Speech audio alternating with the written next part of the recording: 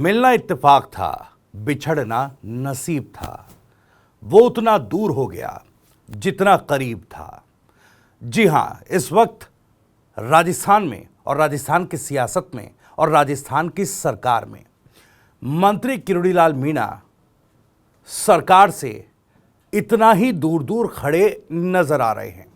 भले औपचारिक तौर पर वो मंत्री हों, लेकिन मंत्री पद को गले की घंटी बता करके अपना दर्द जो बयां किया, और अब जो अपडेट आई है कि विधानसभा के बजट सत्र में भी बाबा किरोड़ी मौजूद नहीं होंगे, इसके लिए एक परमिशन विधानसभा अध्यक्ष से उन्होंने मांगी है, तो जाहिर तौर पर सरकार से उतना ही दूर नज़र खड़े दिखाई दे रहे हैं जितना कि करीब सरकार के हैं, यानी सरकार में मंत्री हैं। कुछ सवाल आज महत्वपूर्ण हम पूछ रहे हैं, सवाल उठा रहे हैं, और इन सवालों के जवाब भी टटोलने की कोशिश करेंगे। सवाल क्या है? पहला सवाल यह है कि बजट सत्र में घिर जाएगी भजनलाल सरकार। बीते सत्र में भी कई मुद्दों को लेकर हंगामा हुआ था, और मुद्दों की फहरिस्त लेकर एक बार फिर विपक्ष तैयार है, कांग्रेस तैयार है, और इस फहरिस्त में एक सबसे बड़ा मुद्दा मंत्री की गैर मौजूदगी का भी रहेगा। तो दूसरा सवाल यह है कि बाबा किरोड़ी की गैर मौजूदगी पर क्या सदन में इस बार भी बवाल होता दिखाई देगा? बीते सदन में कुछ कारणों की वजह से बाबा किरोड़ी गैर मौजूद रहे थे। कांग्रेस ने सवाल पूछा था, लेकिन इस बार फिर एक बार जब सवालों की फहरिस्त होगी, मंत्रियों को जवाब देना होगा, तो क्या बाबा की गैर मौजूदगी एक प्राइम मुद्दा विपक्ष के लिए, कांग्रेस के लिए बनेगा? तीसरा सवाल, किरोड़ी फैक्टर सरकार की कैसे बढ़ाएगा मुसीबत? दरअसल भले कांग्रेस जो है गैर मौजूदगी का सवाल उठाए, लेकिन किरोड़ी फैक्टर सरकार पर किस कदर हावी होगा और किस तरह से हावी होगा, ये भी समझने की कोशिश हम करेंगे। चौथा सवाल क्या है? बजट से पहले क्या बाबा बन गए हैं आफत? सरकार बजट की तैयारियों में है। 19 फरवरी को बजट पेश किया जाएगा, 31 जनवरी से बजट सेशन जो है वो शुरू हो रहा है, लेकिन किरोड़ी फैक्टर क्या आफत इस सरकार के लिए बनेगा? ये कुछ सवाल हैं। आगे इस वीडियो में इन्हीं सवालों के जवाब टटोलने की कोशिश करेंगे, लेकिन उससे पहले आपको बता दें, राजस्थान की राजनीति, उसके सटीक विश्लेषण और अंदर की खबरें दिखाने वाला स्पेशल शो इनसाइड स्टोरी के साथ मैं हूं भविष्य त्यागी। तो मंत्री किरोड़ी ने तो कह दिया कि ये जो मंत्री पद है वो मेरे गले की घंटी है, और मैं चाहता हूं कि ये गले की घंटी लालसोट विधायक के गले में चली जाए, यानी कि अपनी सत्ता स्थानांतरित करने का एक संकेत वो देते नजर आए। लेकिन सवाल और भी बड़ा तब हो गया जब बाबा किरोड़ी ने विधानसभा स्पीकर वसुदेव देवनानी को पत्र लिखकर बजट सत्र में गैर मौजूद रहने की रिक्वेस्ट जो है की है। हालांकि विधानसभा स्पीकर की तरफ से अभी उनके पत्र का हाँ या ना में जवाब नहीं दिया गया है। विधानसभा अध्यक्ष वसुदेव देवनानी की स्वीकृति के बाद ही यह तय हो पाएगा कि बाबा किरोड़ी सदन में मौजूद रहेंगे या नहीं रहेंगे। लेकिन पिछली बार की तरह अंदाजा यही लगाकर चला जा रहा है कि बाबा किरोड़ी इस बार भी सदन में मौजूद नहीं होंगे। संसदीय कार्य मंत्री जोगाराम पटेल ने बाबा किरोड़ी को लेकर क्या कुछ कहा, पहले वो सुनिए। देखिए, एक तरफ बाबा अनौपचारिक तौर पर सरकार से बेहद दूर खड़े नजर आ रहे हैं, लेकिन जोगाराम पटेल बाबा को लेकर और उनके मंत्री पद को लेकर क्या कुछ कह रहे हैं। देखिए, आप जिन मंत्री महोदय का जिक्र करना चाहते हैं, अगर शारीरिक अवस्था की वजह से अगर कोई व्यक्ति नहीं आ पाता तो उसके लिए तो माफी है, और शरीर से आगे और कुछ भी नहीं।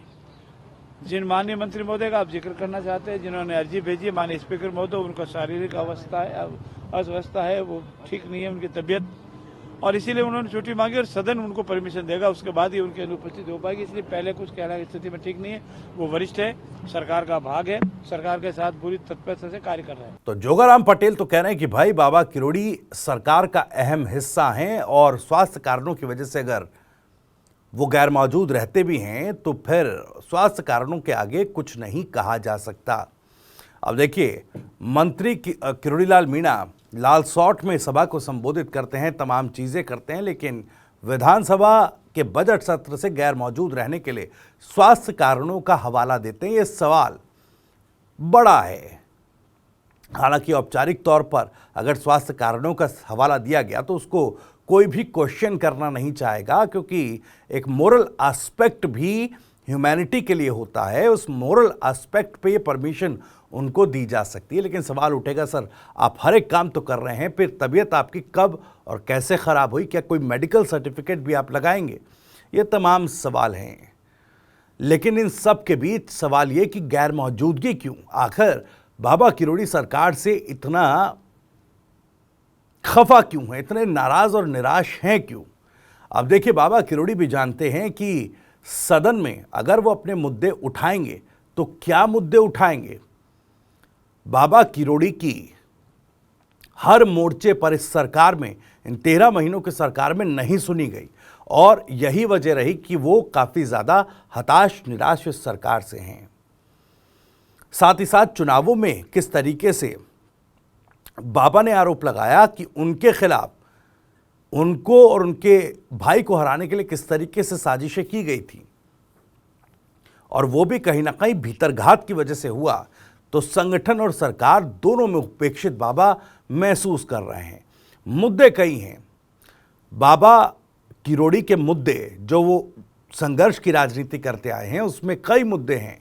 आपको याद होगा जब नरेश मीणा कांड हुआ, उसके बाद पीड़ितों की मिलने पहुंचे थे और न्यायिक जांच का आश्वासन पीड़ितों को समरावता में बाबा किरोड़ी ने दिया था, लेकिन सरकार जुडिशियल जांच से मुकर गई थी। तो एक झटका बाबा किरोड़ी को भी लगा था कि मंत्री रहते हुए जो आश्वासन ग्रामीणों को दिया सरकार ने, वही मांग नहीं मानी।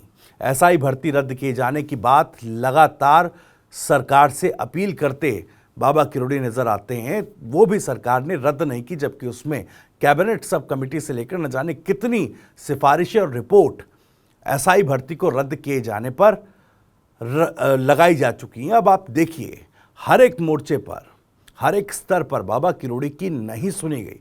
बाबा किरोड़ी जानते हैं कि अब विधानसभा में अगर अपनी बात, अपने सवाल या अपने मुद्दे रखने का कोई औचित्य नहीं है, और जो विपक्ष की तरफ से सवाल दागे जाएंगे उनके जवाब किस हैसियत से दिया जाए, क्योंकि एक मंत्री होने के नाते भी वो मुद्दे जो बाबा किरोड़ी ने उठाए, उनका संज्ञान सरकार ने नहीं लिया। जाहिर तौर पर मंत्री, बतौर मंत्री भी बाबा किरोड़ी के लिए सदन में ये फजीयत की स्थिति होगी, और इसी फजीयत से बचने के लिए कहीं ना कहीं विधानसभा स्पीकर को सदन से गैर मौजूद रहने की एक अनुरोध पत्र बाबा किरोड़ी ने लगा दिया है। सरकार भी जानती है कि बाबा किरोड़ी अपने मुद्दों को फिर से सदन में दोहराएंगे तो सदन की, माफ कीजिएगा, सरकार की फजीयत होती, किरकिरी होती नजर आएगी, और विपक्ष के लिए यह मुद्दा बनेगा। इससे बेहतर है कि बाबा किरोड़ी सदन से गैर मौजूद ही रहें। अब दोनों के लिए, सरकार के लिए भी और बाबा किरोड़ी के लिए भी, ये स्थिति काफ़ी मुफीद है कि बाबा किरोड़ी बजट सत्र में मौजूद ना हो। हालांकि ये सिचुएशन सरकार और भले बाबा किरोड़ी के लिए मुफीद हो, लेकिन विपक्ष के लिए, कांग्रेस के लिए ये बड़ा मुद्दा है। मैंने जैसे पहले आपको बताया, बीते सत्र में भी गैर मौजूद रहे किरोड़ी लाल मीणा साहब। उस वक्त भी कांग्रेस ने सवाल उठाए, और एक बार फिर सरकार से सवाल पूछने के लिए कांग्रेस तैयार है कि बाबा किरोड़ी बतौर मंत्री सदन में मौजूद क्यों नहीं, इस पर हंगामा होना तय है। आपको याद होगा, बीते सदन में सरकार की जो किरकिरी हुई, उस किरकिरी में बीजेपी विधायक भी एक किरकिरी की वजह रहे। 100 से ज्यादा कॉलिंग अटेंशन मोशन जो हैं बीते सत्र में लगाए गए थे, उसमें 80, लगभग 80 कॉलिंग अटेंशन मोशन सिर्फ बीजेपी विधायकों के थे। अपनी ही सरकार से सवाल पूछने के लिए बीजेपी विधायकों ने एक के बाद एक कॉलिंग अटेंशन मोशन लगा दिए थे। सरकार की फजीयत हुई कि भाई अपने ही विधायक इतने सवाल पूछ रहे हैं, विपक्ष की तो बात छोड़िए। और स्थिति ऐसी बनी कि मंत्री अपने अपने विभागों के पूरी तरीके से जवाब नहीं दे पाए, तैयारी पूरी नहीं थी। क्या इस बार भी इसी तरह की सिचुएशन राजस्थान के बजट सत्र के दौरान बनती दिखाई देंगी और बाबा की गैर मौजूदगी समेत कई मुद्दों पर सरकार विपक्ष के तीर, सवालों के तीर, आरोपों के तीर में एक तरीके से कहा जाए तो घिर कर रह जाएगी। अब बाबा किरोड़ी फैक्टर एक मुसीबत तो सरकार के लिए बना है। सदन में इस फैक्टर से सरकार किस तरीके से निपटेगी? क्या सरकार का फोकस राइजिंग राजस्थान जैसे मुद्दों पर बातचीत करके इस सदन की कार्रवाई को आगे बढ़ा करके तमाम विपक्ष के आरोपों और इस फैक्टर को नजरअंदाज करके, या इस तरह की प्लानिंग के साथ सरकार सदन में आएगी, या फिर विपक्ष मजबूती के साथ इन्हीं मुद्दों पर सरकार से दो सवाल जो है पूछकर सरकार को अनकंफर्टेबल करता नजर आएगा? खैर, केवल सदन नहीं है, सदन के बाहर भी ये सवाल लगातार पूछे जा रहे हैं कि आखिर ये दूरियां जो हैं वो इतनी बढ़ क्यों गई हैं और क्यों आखिर सरकार इस मुद्दे पर किसी भी तरह का कोई स्टैंड लेने में क्यों हिचक रही है? क्या बाबा किरोड़ी सरकार के लिए वो गले की फांस बन गए हैं जो सरकार की तरफ से ना उगलते बन रहा है और ना निगलते बन रहा है? खैर, इसी के साथ इनसाइड स्टोरी में इतना ही। वीडियो और जानकारी पसंद आई हो तो वीडियो को लाइक करें, ज़्यादा से ज़्यादा शेयर करें। आप भी इस मामले पर कुछ कहना चाहते हैं तो कमेंट बॉक्स आपके लिए खुला हुआ है। अपनी बात, अपना सवाल, अपनी राय कमेंट बॉक्स के जरिए हम तक पहुंचा सकते हैं। राजस्थान स्टूडियो और भी तमाम खबरों को सबसे पहले जानने के लिए सब्सक्राइब जरूर करिए। TV9 राजस्थान। नमस्कार।